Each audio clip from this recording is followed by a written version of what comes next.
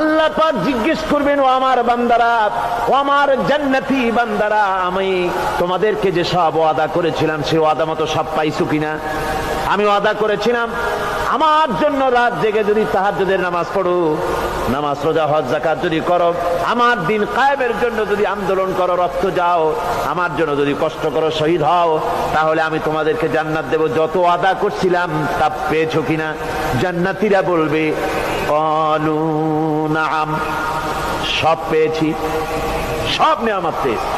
আল্লাহ বলেন সব পাও নাই, ওয়ালাদাইনা মাজিদ, আমার কাছে আরো বেশি আছে, আমার কাছে আরো বেশি আছে, সব পাও নাই। জান্নাতীরা বসে থাকবেন, বুঝতে পারবেন না এত নেয়ামত পেয়েছি, আল্লাহর কাছে আরো আছে। আল্লাহর নবী তখন মুখ খুলবেন, নবীজি বলবেন রব্বুল আলামিন, জান্নাতীরা বলতে সাহস পেতেছে না, সব পেয়েছি ঠিকই, কিন্তু যার জন্য গভীর রাতের আরামের ঘুমকে হারাম করে তাহাজ্জুদের নামাজ পড়েছে, যার জন্য স্ত্রী পুত্র পরিজনের মায়া পরিত্যাগ করে জিহাদের ময়দানে শহীদ হয়েছে, যার জন্য জেল খাটলো, জরিমানা দিল, যার জন্য নির্যাতিত হলো, সে আল্লাহ রব্বুল আলামিনকে তারা এখনো দেখে নাই। আল্লাহ রব্বুল আলামিন বলবেন, আমি আমার বান্দার সে আরজ পুরা, সে আরজি পুরা করব। আল্লাহ রব্বুল আলামিন তার সামনের থেকে সমস্ত নূরের পর্দাগুলি সরে যাবে। রব্বুল আলামিন তার বান্দার দিকে, বান্দার সামনে জালুয়া আফরোজ হবেন। আল্লাহ পাক কোরআনে কারীমের ভিতরে বলছেন, উজুহু ইয়াউমাইযিন নাযিরা ইলা রাব্বিহা নাযিরা। বান্দা, আল্লাহ পাক বান্দার দিকে তাকিয়ে থাকবেন, আর সমস্ত বান্দারা আল্লাহ রাব্বুল আলামিনের দিকে তাকিয়ে থাকবে।